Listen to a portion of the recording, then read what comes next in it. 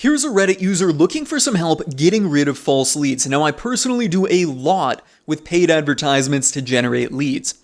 Their post reads, I have some campaigns running for a client across LinkedIn, Google Ads, YouTube, and even here. So ads on Reddit.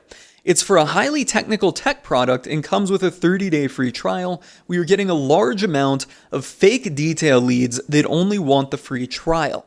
Client asked about editing audiences to get around this, but I don't see how this would be possible. My advice to them is that the fact that the trial needs to be installed through them is made clear before we ask for details to make it clear to the customer that it doesn't work without their involvement, so it requires real details.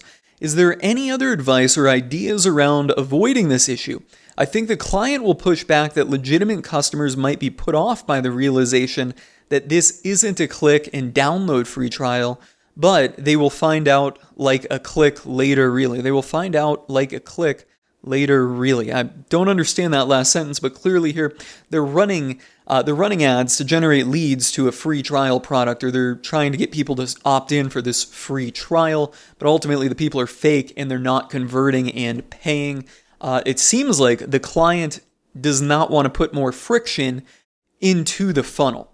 So that's a tough conversation, number one, that you have to have with the client, is that, hey, if you want higher quality leads, there is going to need to be some more friction here, at least depending on how you handle this. I'll outline a way that I think it can be done without friction. So first of all, the easiest option, or one of the options, is to require a credit card up front, right?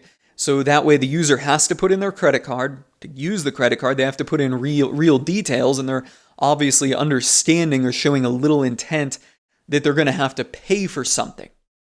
Based on this conversation here, based on this post, the client probably isn't going to like that, and that's a difficult conversation to have, but I think it's one that might be necessary.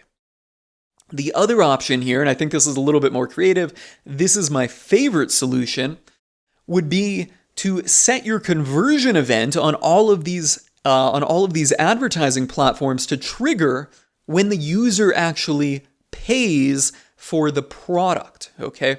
So they're saying here a 30-day free trial, right?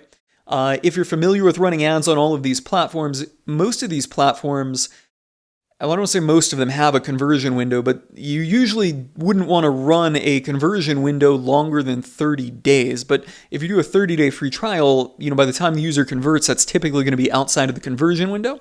And the longer you set that conversion window, the longer it's going to take Google Ads or any of these advertising platforms to optimize for the conversion event. So, as a direct response marketer, I really like working with shorter conversion windows.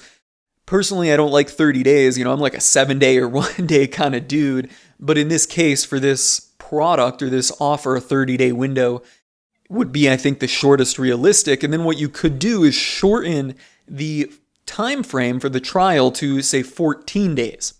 Okay? So they get a 14-day free trial. After that, it asks them to pay. So that gives you some time, gives you 2 weeks to nurture them using maybe an email sequence, possibly retargeting ads, possibly manual outreach if this is a real highly technical product, to get them to ultimately convert. So that way they get their 14-day free trial, and then the advertising platforms are looking for a conversion, and the conversion event being when they actually input their credit card number and make a payment for the product within 30 days, and set that to be your ultimate conversion event. Now, it's going to take longer for Google, or I keep saying Google because that's the primary paid advertising platform I think of, but it's going to take longer for all of these platforms to ultimately optimize for that event because there's going to be fewer of them happening, right?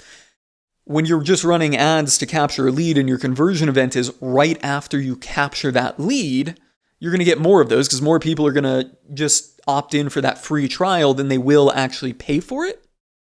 So maybe for every 10 people that opt in, you're only going to get one that actually pays for it, right? So you need a bigger sample size and more ad spend to get people that are ultimately going to pay for it. But as you're doing that, or in doing that, you're only going to be sending the conversion events back to Google for people that actually matter, for actual buyers.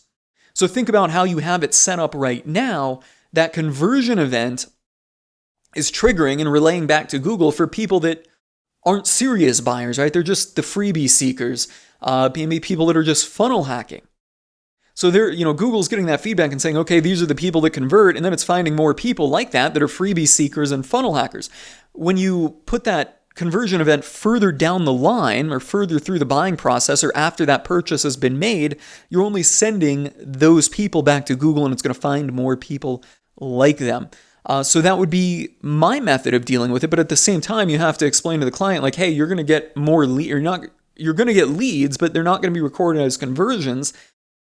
And your costs are ultimately going to go up, at least in the short term, but you're going to get people that are actually paying for the product. So I hope you found that helpful and insightful. I'm signing off on this one.